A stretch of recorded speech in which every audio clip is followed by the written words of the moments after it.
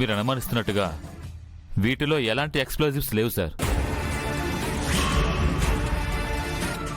పేలుడు పదార్థాలు లేకుండా బొమ్మ ఎలా పేలిపోయింది? ఇంకోసారి చెక్ చేయండి. ఎలాంటి ఎక్స్ప్లోజివ్స్ లేకుండా బొమ్మ బ్లాస్ట్ అవడం ఇంపాసిబుల్. సారీ సార్, ఫోరెన్సిక్ ఎక్స్పర్ట్గా నేను ఇలా చెప్పకూడదు, కానీ ఇదేదో మాయలు మంత్రాలకి సంబంధించిన దానిలా ఉంది.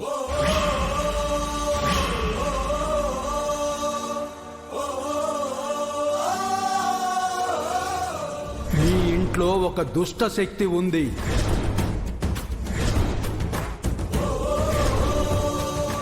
What are you talking? మాయలు మంత్రాలంటే అర్థం ఏంటి? నాకు అర్థమైంది. ఇక మీరు వెళ్ళొచ్చు. అదేంటమర్, వాళ్ళు ఇంకోసారి ఎగ్జామిన్ చేస్తే? అక్కర్లేదు. ఇది మనుషుల పని కాదు, మానవాతీత శక్తుల పని. మీరు వెళ్ళండి, నేను చూసుకుంటాను. Okay sir.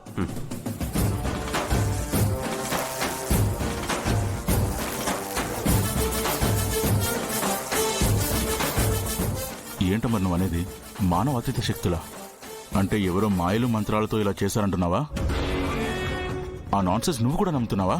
ఇది వరకు ఈ ఇంట్లో కొన్ని జరిగాయి పార్థు. ఆరు చనిపోయాక ఆత్మగా కొన్నాళ్ళు ఇక్కడే ఉంది. తన కోసం అఘోరా అనే మాంత్రికుడు వచ్చేవాడు.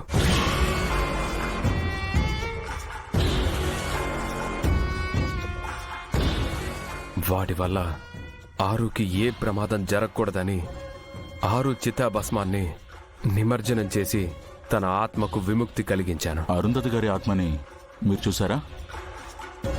నేనెప్పుడు చూడలేదు. మిస్ అమ్మ చూసింది. కానీ తను ఇక్కడే ఉందని నమ్మాను. తన ఉనికిని ఫీల్ అయ్యాను. ఆత్మలు మంత్రాలు ఇవేవి సైన్స్లో ప్రూవ్ కాని విషయాలు కదా మర్. పార్దు, కొన్నిటికి ఆధారాలు సాక్ష్యాలు ఉండవు, నమ్మాలంతే.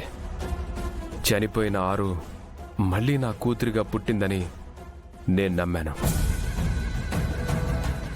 అందుకే బుజ్జమ్మకు అరుంధతి అని పేరు పెట్టాను. బుజ్జమ్మలా మళ్ళీ పుట్టిన ఆరు కోసం ఆ దుష్ట శక్తులు మళ్ళీ వస్తున్నాయి. ఈ ఇంటిపై ఏదో దుష్టశక్తి కన్నేసిందని ఒక స్వామీజీ కూడా చెప్పారు. అమర్, ఇదంతా బిలీవబుల్ గా లేదమర్. మనం ప్రాక్టికల్ గా థింక్ చేయాలి.